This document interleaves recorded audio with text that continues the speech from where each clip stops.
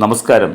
അപ്പോൾ B J പിയിലെ പ്രധാനപ്പെട്ട ഒരു ചാനൽ വക്താവായിട്ടുള്ള സന്ദീപ് വാര്യർ ആ പാർട്ടി വിട്ട് മറ്റൊരു പാർട്ടിയിലേക്ക് പോയിരിക്കുന്നു എന്ന് യാഥാർത്ഥ്യമായി കഴിഞ്ഞു. അപ്പോൾ ഇവിടെ ഞാൻ ചില കാര്യങ്ങളിൽ അവകാശം അല്ലെങ്കിൽ നമ്മുടെ ആവശ്യം പോലെ ഉന്നയിച്ച് വരുന്ന ചില ഒരു സംഭവമുണ്ട്. അല്ലെങ്കിൽ എല്ലാ ഭാരതത്തിലെ എല്ലാ ഭരണസഭകളിലും ഹിന്ദു ന്യൂനപക്ഷ സമുദായങ്ങൾക്ക് പ്രാതിനിധ്യം നൽകണം. ഉദാഹരണം പറയുകയാണെങ്കിൽ നമ്മുടെ ശ്രീമൂലം പ്രജാസഭയിൽ എം പിക്കോ എം എൽ എക്കോ തുല്യമായിട്ടുള്ള ഒരു പദവിയായിരുന്നു അവിടെ ഉണ്ടായിരുന്നത്.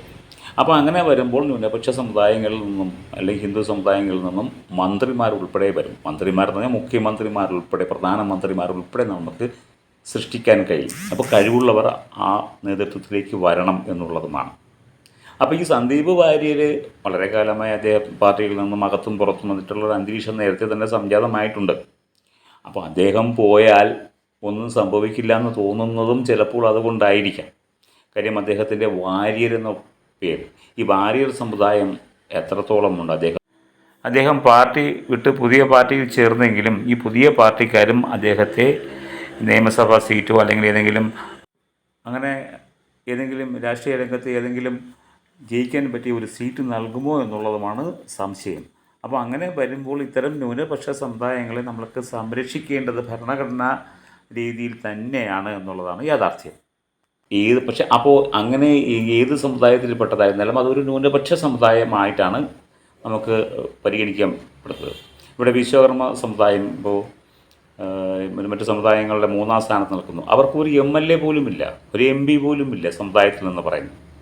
അപ്പോൾ ഈ ഓരോ സമുദായത്തിൻ്റെ റെപ്രസെൻറ്റേറ്റീവ് അവിടെ വരുമ്പോൾ അവരുടെ കാര്യങ്ങൾ മനസ്സിലാക്കാനും അവരുടെ പ്രശ്നങ്ങൾ പരിഹരിക്കാനും സാധ്യമാവുന്നു എന്നുള്ളത് മറ്റൊരു യാഥാർത്ഥ്യമാണ്. അപ്പോൾ ഇന്ത്യൻ ഭരണഘടന ഇന്ത്യക്കാർക്ക് വേണ്ടി ചെയ്യണം. നമ്മൾ വിദേശത്തുള്ള ഭരണഘടനകളെ മാതൃകയാക്കിയിട്ടാണ് എടുത്തത്. ചിലർ പറയുമ്പോൾ അത് കോപ്പി അടിച്ചതെന്ന് പറയുന്നു, അല്ലെങ്കിൽ മാതൃകയാക്കിയിട്ടാണ് എടുത്തിരിക്കുന്നത്. അപ്പോൾ നമ്മുടെ സാഹചര്യങ്ങളെ മാതൃകയാക്കി എടുക്കണം. അപ്പോൾ ഇവിടെ ഈ ഒരു പ്രശ്നം നമ്മളത് മുന്നിൽ കൊണ്ടുവരേണ്ടത് അദ്ദേഹത്തിന് ഒരു വോട്ട് ബാങ്ക് ആവാൻ കഴിയില്ല എന്നുള്ളത് അദ്ദേഹത്തിൻ്റെ പാർട്ടി നേതൃത്വത്തിന് അറിയാമോ എന്നുള്ളത് കൊണ്ടും കൂടെ ആയിരിക്കണം. അപ്പോൾ നമുക്ക് വേണ്ടത് ഇത്തരം കഴിവുറ്റ ആൾക്കാരെ നേതൃസ്ഥാനത്തേക്ക് കൊണ്ടുവരാൻ നമ്മൾക്ക് നമ്മുടെ ഭാരതത്തിലെ ഭരണരംഗത്തുള്ള എല്ലാ മണ്ഡലങ്ങളിലും ജാതികൾക്കായി പ്രത്യേക സംവരണം നൽകണം. നമ്മൾ ജാതിയെ എന്തിനു ഭയപ്പെടണം? ജാതിയുടെ നല്ല വശങ്ങൾ ഉൾക്കൊള്ളണം. അല്ലാതെ അതിനെ ഭയപ്പെട്ടിട്ട് എന്ത് കാര്യമാണ് ഉള്ളത്? നമ്മുടെ സാഹചര്യങ്ങളിൽ, ഭാരതീയമായ സാഹചര്യങ്ങളിൽ നിന്ന് ഭാരതീയരെ ഉയർത്തിക്കൊണ്ടുവരാൻ നമ്മുടെ ഭരണഘടനയ്ക്ക് കഴിയണം.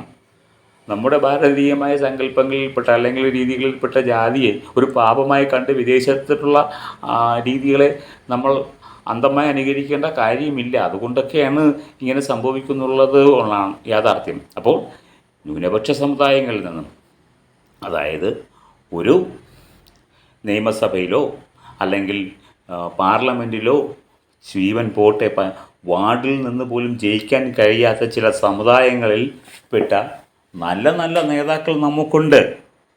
അവർ നമ്മുടെ ഭരണചക്രം തിരിക്കണം. പ്രധാനമന്ത്രിയോ അല്ലെങ്കിൽ മുഖ്യമന്ത്രിയോ ആകണം.